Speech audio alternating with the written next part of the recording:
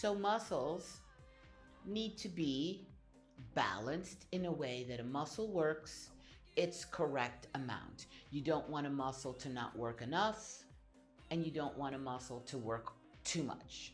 So when the muscle does not work enough, we call it a muscle that is atrophied.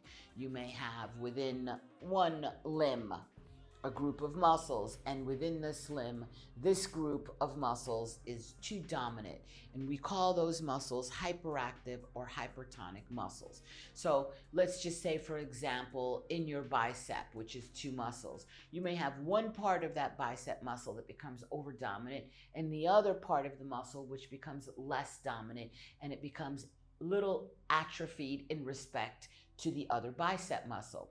And that happens by just doing the same exact motion at the same exact speed without changing the angle of that motion to work that other part, that other head of that bicep, so that you keep that muscle balanced.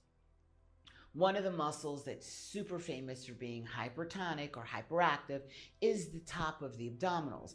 The top of the abs want to do everything, and they throw the shoulders up so that the neck and the top of the abs do everything, and that creates a whole cascade of issues that now the low abs become more atrophied and softer and will bulge out, which creates the low back muscles becoming hyperactive because now they have to pick up the slack of the low stomach that is not doing so much because it's being pushed down by the top of the stomach.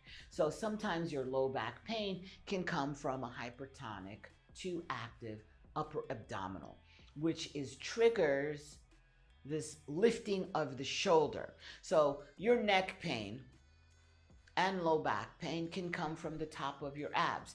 And yet to diagnose that in a traditional way is very challenging unless you're a Pilates master, and then I look at your body and I can tell you if you have that. You don't need to know any of that if you just do the Pilates classes in a layered, structured way. I am constantly turning off muscles that are too active and trying to turn on your other muscles that are less active. So if your shoulders are up because these muscles are now hyperactive with the top of the abs, but it all starts because of him or her, then your arms get less definition because your arm is not down and it's not using the waist, and you're not using the full range of arm muscles. So now that creates a disbalance in the arm that can lead to elbow pain, all because the top of the stomach. You see where I'm going with this, right? It all starts to connect because we're all put together.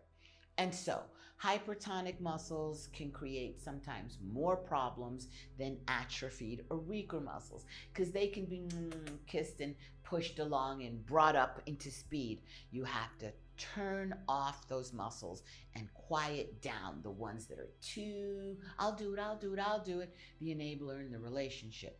Pilates will do that for you.